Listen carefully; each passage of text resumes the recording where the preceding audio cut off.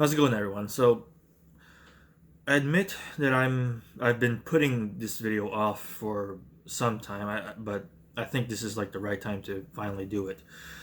It was something I saw on Brother K's Pennsylvania circumcision protest crisis protests page that really kind of inspired me to kind of you know get this thing out sooner than later. So what you're looking at here is a screenshot I did of a certain status from a few days ago on their page. It will be a few days or maybe a week or so by the time this video is posted, I think. I'm going to cut to the chase with this one so I can kind of get to my point. Um, so this boy, this newborn boy, born completely healthy, as you can see here, he died because they were negligent and didn't clean their circumcision tools, and because of that, my son contracted herpes and suffered every day of his life in pain. Skipping ahead here. He stopped breathing, which landed us into the hospital with our 16-day-old baby. It took a week to figure out that he had HSV2, which is herpes. The herpes caused him to get meningitis and encephalitis, which eventually ate his brain to the point that his brain was liquid.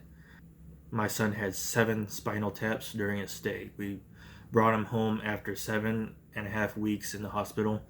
At this point, they were telling us that he is going to be completely dependent on us for the rest of his life, that he suffered severe brain damage. We were able to bring him home, but he was on IV medication for 2 weeks at home. He needed medication by IV round the clock. My son was on 12 medications. He suffered seizures due to the meningitis.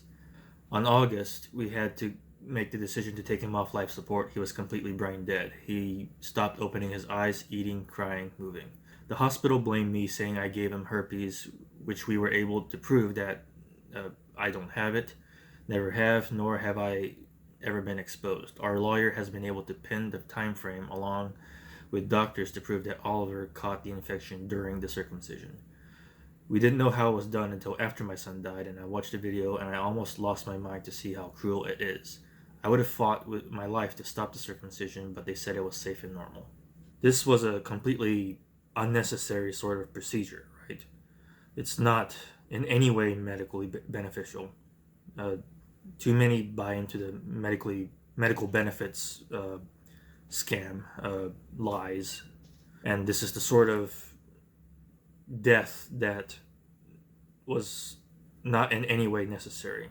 I'm not saying that death should be regarded as normally necessary at all, but this was particularly pointless. It's something that no one should even think about throwing in to risk death at all. There's no worthwhile benefits to come from it if they do survive. They're quick to believe and the pediatricians and give into pressure by the pediatricians and the nurses that this is a normal sort of procedure. All that I can say, however, is that the casual disregard for the male of the species as early as days into its own life is considered casually expendable. Too many people say that male disposability is not a thing, but this is the top example of what everything that male disposability entails. It's considered normal to invade a male child's life because his consent is not subject to any kind of empathy or sympathy.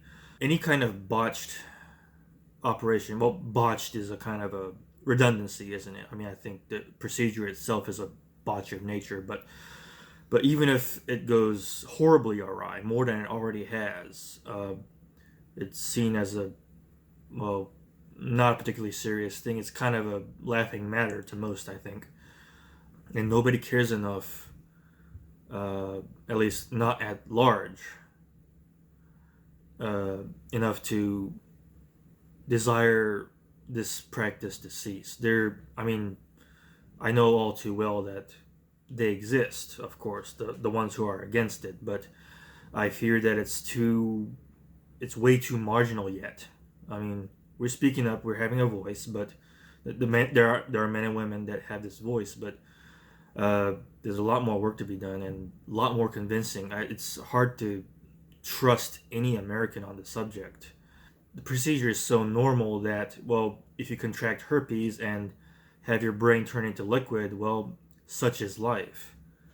That's the kind of attitude they have towards this thing. Now, they, they clamored against female genital mutilation at the drop of a hat, even though the procedure is not even done on infants, at least not to my knowledge. Somebody correct me if I'm wrong. But you know, if they can see if that's abhorrent, can't they see that it's abhorrent on baby boys? This is worse than a double standard here. This is a question of children's bodily autonomies. And one thing I want to make absolutely clear is that it is the purpose of such things. It's to mitigate sexuality.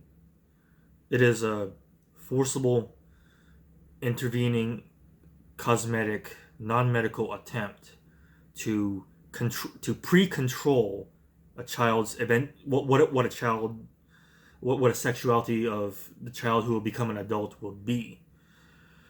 And that is the reason that female genital mutilation is frowned upon. Rightly so, right? I mean, if so if people can see that it's the same exact reason, this is the same exact reason that it's performed on males. I mean, see the accounts of Kellogg, who sought to stop masturbation and to invent medical excuses for it, to perhaps kind of cloak that, I suppose. And whatever we talk about the covenant of God, it's, I think most of us kind of see through that. I think it really was an attempt to mitigate male sexuality. I've already made a video about that subject. Genital mutilation is gender mitigation. The males and the females, that's the same exact reason that this is performed on. It is strangely enough performed incredibly early for the boys, but we're paying inordinate attention to the girls above the boys. Clearly somebody's going to twist my words here. I'm not saying that we should not care about both. In fact, those who advocate male circumcision are the ones saying we should not care about both. And the likes of idiots such as Sam Harris and both the Weinstein brothers and all those people, they flock at light speed to virtue signaling about female genital mutilation, and then in the same breath try to defend male genital mutilation on the grounds that it is traditional. Well, female genital mutilation is technically a tradition. We don't like it for what I think are good reasons, but the same reasons should apply to the boys. If you're wondering what the cause of any of this is, or whatever is maintaining this crazy double standard, you have to take gynocentrism into account. It is the one thing that could place the welfare of girls so highly above the boys that it's considered downright normal to have infants mutilated in this way.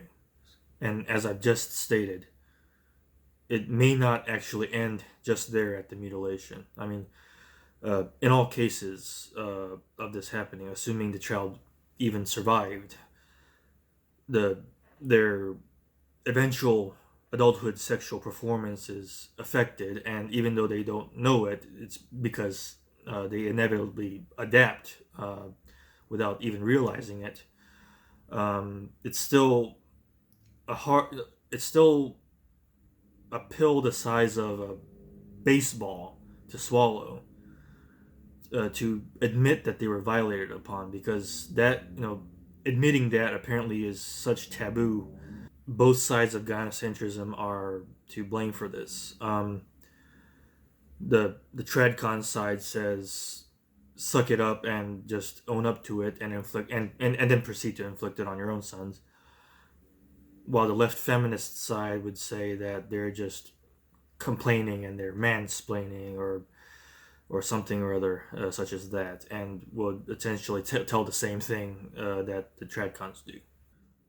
Alright, I just really wanted to get this part out because I want this to be the grand context of the next part of this video. Actually, it's the part that I mentioned I was actually putting off about. So before you go on further with this video, I suggest you watch the previous video I made on the subject, is confronting the intellectual dark web. That's the IDW on infant MGM. So I would like for you to watch that video, and today in particular I'm going to focus on Jordan Peterson himself. At the time, I've been kind of an idiot when it comes to thoroughly researching my source material. The source material was but a section of what I could have covered. I took somebody's YouTube segment of Dr. Peterson's original talk, and I just kind of went with that. I can't really say that it's anything but laziness. I have to admit that because I wanted to get something done quickly, but I decided to watch the original source video to all that. Biblical series number 9, Sodom and Gomorrah. So that's on Dr. Peterson's own YouTube channel, by the way. So I will cover the same quotes from last time, but offer different commentary. When God makes his covenant with Abraham, this is the next part of the story, it's also when the idea of circumcision is introduced into ancient Hebrew culture. Now, there's every bit of evidence that other cultures were utilizing circumcision beforehand. So it wasn't necessarily a novel invention of the Abrahamic people, but I see its introduction as a step on the road to the psychologization of the idea of sacrifice, right? Some of you might be thinking that, well, he is just speaking strictly in terms of the academic, impartial kind of way, but once again, like I've stated before, Jordan Peterson is beyond enamored of the idea of sacrifice, and he's a bit of a smooth operator here. He's trying to define sacrifice as what's really the definition of trade, but I don't think that's what sacrifice actually is. I think sacrifice. I swore this was not going to be the subject of the video, but I guess I gotta give some kind of context. In my idea, a sacrifice is something of utmost value to you that you give up because it is your utmost value, and that is what signifies how virtuous you be regarded. And on that basis, I think of sacrifice, especially self-sacrifice, as an abhorrent act. It's almost like selling your soul. So from this, I can reasonably derive that Jordan Peterson has nothing but infatuation with the idea of sacrifice, frankly. He can prove me wrong. In fact, I dare him to prove me wrong, but it's going to take a lot on his part, if he even chooses to do so. First of all, it's giving up something concrete. And then second, it's signified by the sacrifice of a part of the body instead of for the sake of the whole. It's something like that. It's dramatizing the idea that you have to give up a part of yourself for the sake of the whole. And eventually, well, by modern times, that becomes virtually completely psychological in its essence, in that we all understand, perhaps not as well as we should, but at least well enough to explain it, that it's necessary to make sacrifices to move ahead in life. So riddle me this, Dr. Peterson. Is herpes for the good of the whole? Is permanent brain damage for the good of the whole? Is a less functioning sexual organ for the good of the whole? Now, to that last bit, you'll probably respond, well, less sexual gratification is ultimately better. Well, that's just a hideous idea. It's this it's just an attack on male sexuality and our society, because there is that bare minimum of adaptation that still makes sex possible among the mutilated, uh, as a result of an adaptation that was completely unnecessary, of course. But this is probably seen as a justification that is perfectly okay to do, and of course, completely disregarding the aspect of bodily autonomy. Because this is not about medicine, it's about losing an actual part of yourself. And even in this segment, losing a part of yourself is something that Peterson seems to be in complete positive appraisal of. A gigantic problem I have about Peterson's appraisal of sacrifice is that a hardship is something that is immediately necessary to move forward in life. This is the context by which Dr. Peterson actually makes this claim. It's almost like he's reading the common phrase "what doesn't kill you makes you stronger," in a rather twisted sort of interpretation. It's almost like the death of some family member is necessary to emerge out of it stronger. But would one prescribe the death of a family member? This is my covenant which ye shall keep between me and you and thy seed after thee. Every man child among you shall be circumcised. That's a mystery there. Like, why that particular rite? What's dramatic? I mean, it certainly affects a man where he's most concerned to be affected. I derive this implication from what he's saying here. If a man has a thing or a place in his own body that he is concerned to be afflicted, then that, if virtue is to be served, is to be discarded to show that he is virtuous. I, for one, am not interested in any sense of virtue that requires the discarding of something that actually keeps meaning for yourself. People wonder why I'm against things like self sacrifice. Well, it's because I think the things that are of value to yourself should be kept intact. But this is where Peterson kind of stretches the premise more, because circumcision, and by the way, he's going to answer a question about this one later on, which I'll address. This is not even a self-sacrifice we're talking about, not directly anyway. It's somebody administrating it on the practical newborn because he is actually unable to say no. It's like get him while they can't say no. That's the mentality of a rapist, is it not? Something like that. And so it's a sacrifice that has a certain, I would say, a certain degree of unforgettability. That would be the first thing, and a certain degree of pain and threat that goes along with it. So it's not nothing. I want people to burn into their brain what Dr. Peterson is actually saying here. He knows that it is actually a painful experience for the infant. He knows that it's not something that's, at least in the most unconscious context possible, something that is unforgettable. People say, "I don't remember my circumcision. I turned out fine." That kind of constant bullshit that they try to justify the act. But that's probably in some deep way wrong. I think the remembrance manifests itself in other traumas that would and behavioral changes that would arise from this. And from this, I want people to also keep in mind that Jordan Peterson is in full acknowledgement that this is not a medical procedure. And, well, it's not easy to watch him justify it, even on that basis. That's the thing. Now, you can argue, and I think there is an argument, a case to be made about whether or not in the modern world circumcision is is something reasonable to inflict on infants. I don't want to have that conversation at all.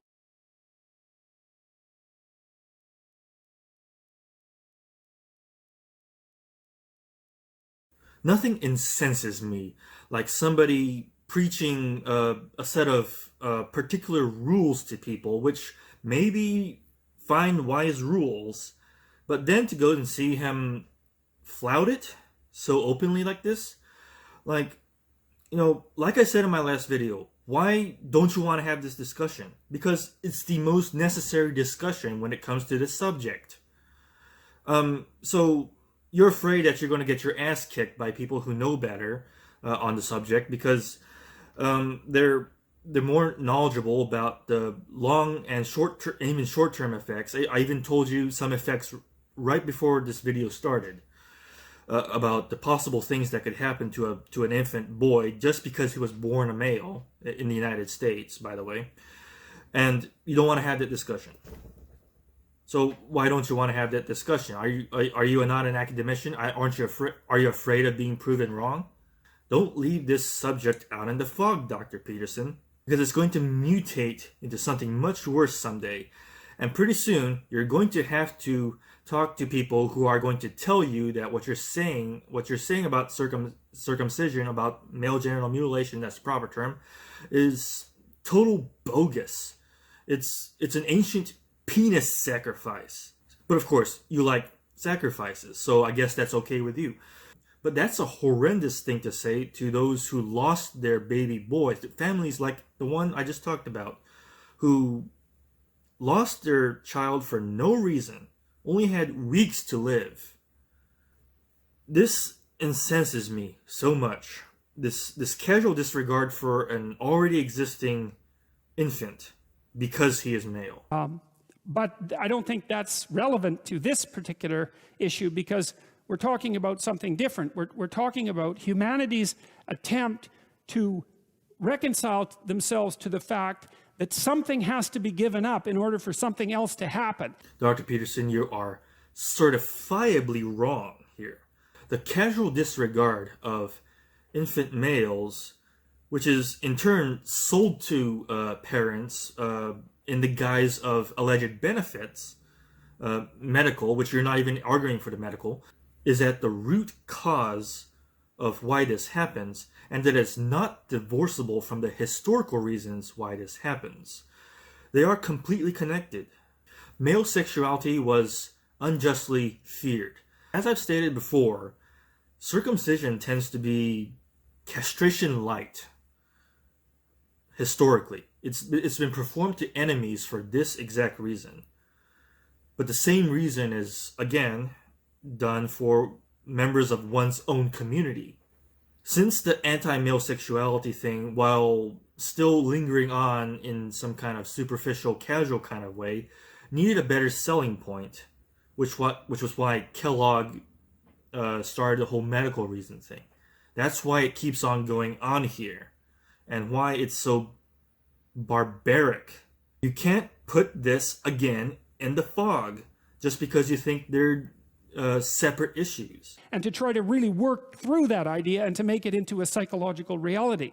And so far what we've seen in the biblical stories is that when you make a sacrifice, it's not really something personal or psychological, right? It's something external and dramatic. You give up something that you own.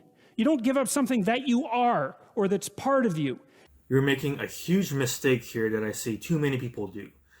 You're imagining a complete disconnect between mind, self, and psychology with the external and the rest of the body. You're imagining a very disconnected dichotomy between the mind and the body, while in reality, what happens to the body has tremendous psychological impact. So there's no distinction to be made here. What happens to the body will affect you psychologically, and it's an unnecessary psychological damage. Remember what I said about Dr. Peterson kind of sneaking in the idea of trade as a definition of sacrifice, even though it's really not? The problem of sacrifice is it is a giving up of something that you are.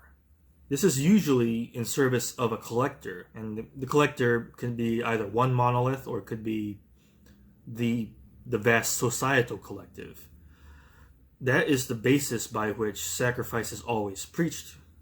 And it really disturbs me that Jordan Peterson, somebody who I used to admire actually for the individualist portions of what he says, because he's known to be anti-collectivist, at least in my mind, where it's convenient for him now.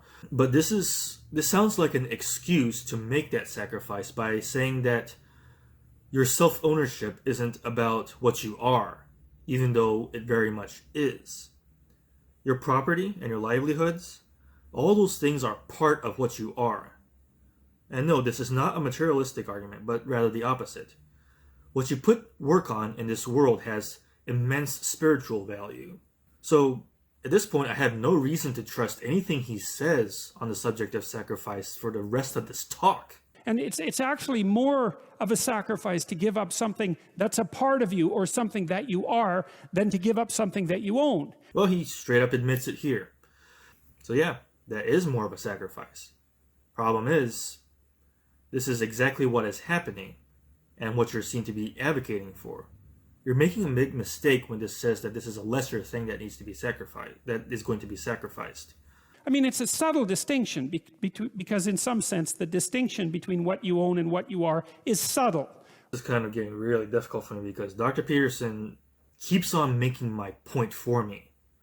And yet he's going on about how MGM is something that is allegedly necessary. Right? I mean, it's not overwhelmingly subtle, but sometimes this is a bit of a nitpick, but Peterson some of his rambles kind of takes him to places in which I can't really parse out the point he's trying to make. But people identify with their possessions, and they need to, because otherwise they wouldn't care for them, and they need their possessions in order to live. So their possessions are in some sense integral to them. But this transformation here of an act that was external and associated essentially with possessions to something that was actually at least part of the body brings it much closer to the individual as a psychological reality. It's something like that. It's not just something like that. It very much is that. Everything that self-ownership entails is anywhere from your body to your values to the things you create in your life for yourself, your property, your livelihoods. All those things are metaphysically a part of you. So you keep on making these points, again, for me, Dr. Peterson. What is the case then to actually have one's ownership violated days into life, if you're a man, or a boy rather? So taking all this into consideration, Dr. Peterson, since you're making my points for me here, why do you keep on going on about how it's necessary to perform such sacrifices? And ye shall circumcise the flesh of your foreskin, and it shall be a token of the covenant betwixt me and you. Let me offer my own interpretation of these passages. To make a covenant with God, then, is to make sure that your own sexuality is not under your own control. It is about having it done by the way of some omniscience. And don't even arrive at it on your own terms. You've got to make sure it gets performed on you by your immediate physical powers that be, under my own covenant, under God's covenant, else you are a sinner. It's also a permanent marker, and I've read a fair bit about practices like tattooing and body scarification, those are very, very common practices, right? They're human universals, actually. The other thing that you see is that people do scarify and tattoo themselves, and they do that in some manner to catalyze their identity, right? They're trying to transform themselves from a generic person, in some sense, to a person that's been designed by their own hand. It's something like that. Well, in most cases, I won't say it's by their own hand, right? It's more of that tribe's hand. No, I'm not talking necessarily about modern instances of this happening. Just young guys getting tattooed and stuff like that. There's more individuation when it comes to that, more initiative. But When it comes to like when societies do it, well, uh, there's pressure one way or another. I don't think it's altogether his own uh, free will, as it were.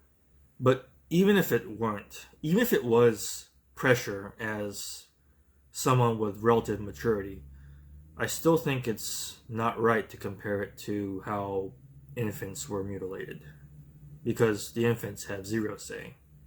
It's a marker of developing identity, and some of it seems to be catalyzed with pain. He mentions identity here. Well, a common rationale behind fathers arranging for their own sons to be mutilated in this way is that they want to match, they want the son to match the father. This, of course, has zero to do with that infant's identity. Of course, it's more of a identity, like a sort of an identifiable label imposed on the child at best. It's not an identity he's sought out on his own. One of the things you do see, that people who have a tattoo do report, is a couple of things. Is that the pain is actually necessary, and that the pain is actually something that seems to establish something like a memory. So, well, it's a memory because of the pain, because you bloody well remember things that hurt. But it's also a memory because it's actually etched on you, right? It's not something that you can just abandon and forget. The infant boy did not decide on this at all. Furthermore, there is no metaphysical significance except for detriment that could be arrived at if this procedure is performed. Once again, people who arrange to have these tattoos done for them actually do so out of their own volition. Whether they regret or are still proud of that decision is, of course, up to them, but it's for them to kind of sort out. But it's wrong to associate and compare this in this way with MGM. And so a circumcision is exactly the same thing. Wrong. It's like you don't forget it because it's part of you. And so it makes a good token for a covenant. Well, fucking good for the covenant. Actually, no, I would disavow any kind of support I would have for such a covenant if that's what it takes. And so that seems to be the rationale here from speaking from a psychological perspective. It's to indicate as well that the damn thing that's happening is serious. And I think also that was the case with the earlier sacrifices of animals. So it's like... Friendly reminder to my audience that Dr. Peterson is basically well aware of the consequences of this procedure. He's very well aware that a boy could die, and he's fine with it. Modern people don't do this. Like, you don't know how serious you would take a vow if you sacrificed a goat in your backyard. You know, it's actually a very dramatic thing to do. You know, you think about it as primitive, and perhaps it is archaic, and no doubt it is. But it's also to take the life of something and to spill its blood. That's no joke. That's something you remember, especially if you haven't done it before. And the reason for that, at least in part, is because we don't know how to make the sacrifice sufficiently bloody, let's say, so that we remember that it's necessary, right? We don't take it with seriousness. At this point, you really have to think, who's going to be appeased by the blood? Who's going to be thrilled by making a sacrifice that's especially bloody? You know, I'm completely appalled by the fact that keeping one's true self intact and physicality intact is not esteemed as much as this kind of worship of the broken. Why is MGM necessary, Dr. Peterson? Why is risking death so necessary for a male? And if it is necessary, why do you complain about FGM? Is it not necessary for them for the same reasons? We don't think, I should quit smoking because I'm going to die. Look at me, an intact man that's about to die because I haven't been circumcised. And we don't think through what that means, like coughing your lungs out for 3 months in a hotel bed while your entire family is like half repulsed and horrified and sorrow-stricken at the fact that this has happened far too early. You know, maybe I'm wrong. Maybe he is making a medical excuse for circumcision. You really think that intact people is tantamount to not quitting smoking? You know, we won't make that real enough to make it serious. And without that seriousness, we won't do it. So there's something to be said for rituals of seriousness. We have a whole world of people that are not circumcised and they're doing fine in terms of health, at least with regards to by default. There's no epidemic, no pandemic caused by the fact that the rest of the world, the males of the rest of the world, left their foreskins intact. And I think this is one of them.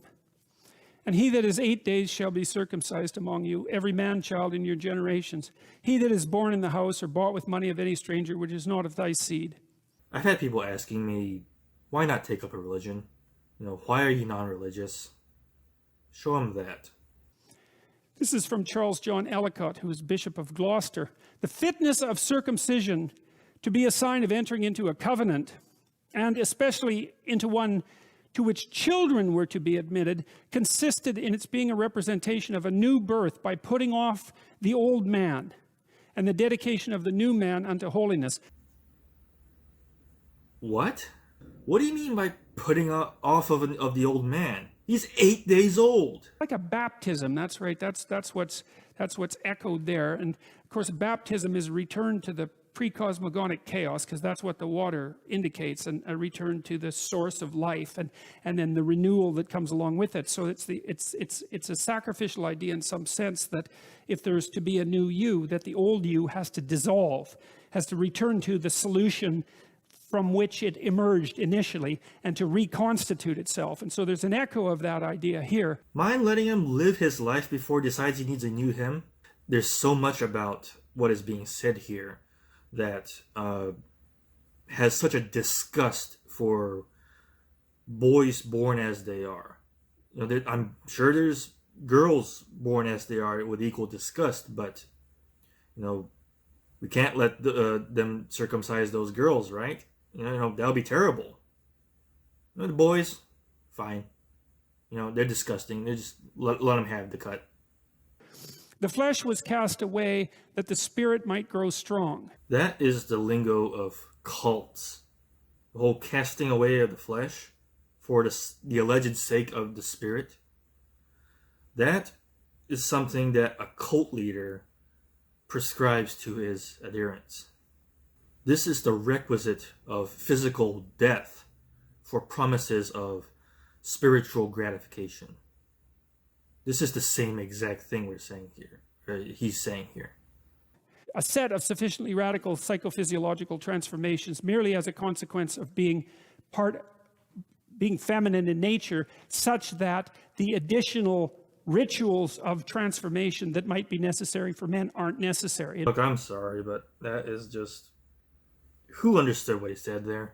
And one of those might be menstruation, because that's a pretty dramatic transformation. And there has been some indication that circumcision is like a male, it's like the male equivalent of menstruation, something like that. Oh, fuck. What? There has been some indication that circumcision is like a male, it's like the male equivalent of menstruation, something because of the blood that's involved and because of the locale. What? There has been some indication that circumcision is like a male, it's like the male equivalent of menstruation, something because of the blood that's involved and because of the locale.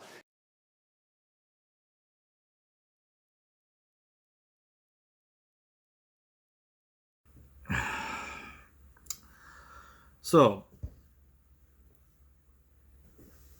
here's what I actually gather from this. Dr. Peterson thinks of womankind as the already sacrificed. They're born having sacrificed by their own design, because they will eventually menstruate when they come to that point in their life. So, inflict circumcision on the boys to match the female sacrifice. This is fucking Marxist. And then, of course, the same thing is the case with women when they give birth, because that's a particularly dramatic thing. Another argument for female as already sacrificed, because they will give childbirth in an incredibly painful way. I'm not dismissing the fact that women used to die more than nowadays from this. But now we're talking about things of their own biological design. When it comes to the women, their own actual kind of design is something that they just really do have to kind of live with. But boys do not have to have this inflicted upon them. They don't have to literally risk death because somebody else inevitably does, due to no intervention. This defines barbarism to me. As I just witnessed, because my daughter just had a baby this week, so thank God for that. Did you just see what happened? He just veered away from the absurdity of comparing MGM to menstruation and childbirth, and just went in for the applause father of, my daughter just had a child. Thank God for that. Yay. Recent investigation, this is from the Cambridge Bible for School and Colleges, which, if you want to read it, is only 58 volumes. Recent investigation has not tended to support the theory that circumcision has any connection with primitive child sacrifice. In other words, we investigated ourselves and found nothing wrong. Nor again that it took its origin from hygienic motives. Again, he says it himself. It's not because of hygiene. It's not because of medicine. It's because we hate male sexuality. And I remembered this old story, which I'm going to read to you, about a monkey.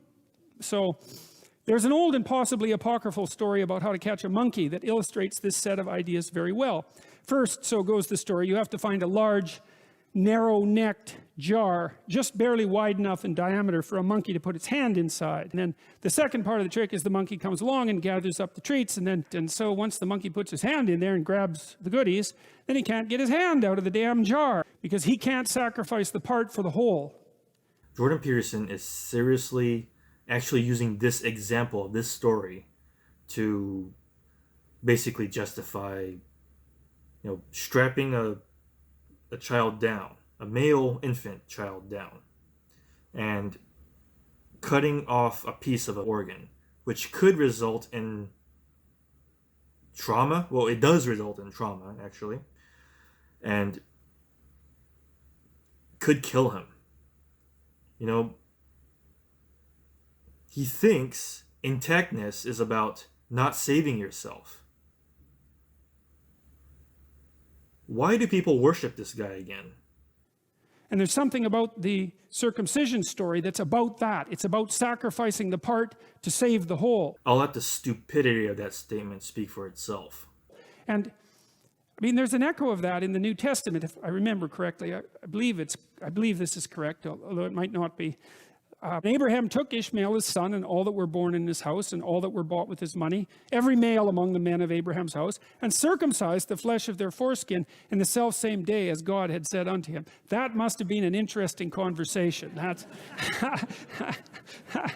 really, this is what God told you to do, eh? It's like, okay. Every time Jordan Peterson laughs about this kind of stuff, I really want to punch his face. And Abraham was 90 years old and 9 when he was circumcised in the flesh of his foreskin. And Ishmael was 13 years old when he was circumcised. In the selfsame day was Abraham circumcised and his son and all the men of his house, born in the house and bought with money of the stranger. In other words, God likes broken men. Right, so that's the renewal of the covenant. That's the next part of the story. That's the circumcision story. And as I said, it seems to indicate to me something about seriousness of intent, something about the responsibility that Abraham determines to take for everyone that's part of his household. Is that so, Dr. Peterson? I got a better circumcision story for you. Watch American Circumcision. The increasing psychological transformation of the idea of sacrifice, the necessity of doing something memorable, and the what would you call it? The utility of rekindling the aims of your highest values when you come to the end of an epoch in your life. Since when was 8 days an end of an epoch in anyone's life?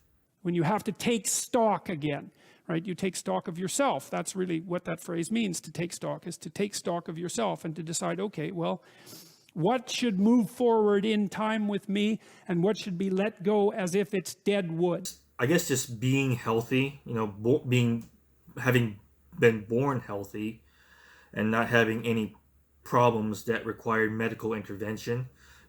I guess that's deadwood, right? We have to kind of make him a bit unhealthy and make him kind of have a brush with death in order for him to be a better human being at 8 days. All right, I've gone through the parts where he actually talked about the circumcision thing in his actual talk. The rest was about Sodom and Gomorrah, and I'm not here to talk about that or what he said about that here. I'm going to go into the Q&A part now. And in the Q&A part, there was one person that addressed the whole circumcision subject at all. A bit disappointing. I wished more did. That when you were talking about circumcision being a contractual relationship between sacrifice and compared it to a girl having a period, that didn't make a lot of sense to me. But also, it seems to me that it being a sacrifice requires some form of willingness, basically, from the one having circumcision. And I don't necessarily want to put forward what you didn't. You said you specifically didn't want to address as to infants not having any choice in the matter. You know what, guy? Maybe you should. This is something you should just kind of, one day you're going to have to do it. You're going to have to press the subject on it because he needs to answer this kind of stuff. He needs to be held accountable for some bullshitty views. But more in the context of it being a sacrifice, how does that... I think that's how a modern person would see it. And I think that there's some utility in that, but it's incomplete to some degree, Oh, really? It's incomplete. Not wanting boys to die at infancy because they are boys, because this is what's happening. It's because they're boys that this is happening. That's follows from an incomplete premise. Really? Because one of the things that happens with God and Abraham is that God tells Abraham that he has to take care of his family, his children. Now, the question is exactly, how do you take care of your children? And the answer is, sometimes you make decisions for them. For legitimate medical reasons, yes. For feeding the child, yes. For, taking care of all the things that are entailed in regular child rearing, yes. Keeping him in your house, yes. Those are things you do for him. Killing him should not be a part of that. Risking death should not be a part of that. This is sold on ignorance because it was a new ignorance that came up and was sold because the old ignorances were rightly seen probably as barbaric, but it had to be recloaked. It had to be resold back to the people. That's what we're looking at here. I don't understand this constant necessity to defend this practice, especially when you say that there is some utility. Some utility. I guess we have some point, right, Dr. Peterson? That inflicting pointless pain is so wrong. I guess that's incomplete to you. That's insufficient. Now, you might say, well, it'd be better if they could make the decisions for themselves, and that's actually the case. Then what is even your point? So you might say, well, I won't bring my kids to church because it'd be better if they could make the decision for themselves. And that's what I did with my kids, But I'm not so sure that was a good idea. Tell me, Dr. Peterson. First off, I won't get into the whole church debate here, because that is a matter of teaching kids philosophy. And there's some fluidity to the act of teaching philosophy. You could let a child just find his own philosophy, and you could prescribe a philosophy, and things will kind of go every which way, it's not easy to predict such a thing. But you just said that circumcision is a permanent marker. It's a permanence that literally affects him for the rest of his life. If he wants to commit such a stupid act, because it is a stupid act, by the way, then he should do it freely on. He should make that mistake freely on his own volition. And the reason I'm not so sure it was a good idea was because there are a bunch of things they didn't learn. Now, the degree to which a parent should exercise control over his or her child is indeterminate. He's kind of fucking stumbling over, trying to explain the degree of, involvement in a child's life by the parent and stuff like that. But this looks kind of stupid, because the solution to what we're actually talking about here is simple. Don't cut into an infant where he could be incredibly vulnerable and traumatized, and actually could kill him. A philosophy in itself won't kill him, Dr. Peterson. Certainly not in itself. Not by prescribing it beforehand will I ever claim that. But this can, and it already mitigates too many things, too many valuable things, even if it doesn't kill him. But I guess the hope is that you exercise the minimum amount of control necessary to maximize the child's probability of success. If you're one of those people that are kind of bashing their brains out right now because Dr. Peterson keeps on saying that genital mutilation is a prerequisite for success, I don't blame you for a second, but please stay strong and try not to. It's not you who should be bashing your brains out. And that certainly requires adopting responsibility for making decisions as well, because the child can't make decisions. If you want to talk responsibility, let's keep him away from necessary harm. Is that so hard? You can't just let the child lay there and make decisions, right? You can't just let the child just lay there and not be circumcised, right? That's just not going to happen. And so you might say, well, Abraham has no right to impose something like circumcision on his children. And because it's a sacrifice, it's something that they should be doing themselves. But the problem with that is that Abraham also has no right to abdicate his responsibility to his children in the name of some hypothetical mercifulness. So the Abraham story basically is not inflicting needless damage to your child is irresponsible. I think we should be all reconsidering everything that Dr. Peterson is saying about the subject of responsibility. It's certainly not what we thought it was. And those two things have to be balanced. Well, according to the story, Abraham got the balance right because, of course, he's made this covenant with God. Once again, I'd probably rather hail Satan than join this covenant of God, really. Now, exactly what that means in people's day-to-day lives, well, that's a harder issue. But I would say, I think in the modern world, people err on the side of, I don't know. I think they're more likely to err on the side of taking insufficient responsibility for their children, letting them be free in ways that aren't productive. That's how it looks to me, often because they're afraid of their children. We have a world of intact men, of parents who left their sons intact because there was zero actual reason to lop off a functioning, sensitive part of their own bodies at infancy, right?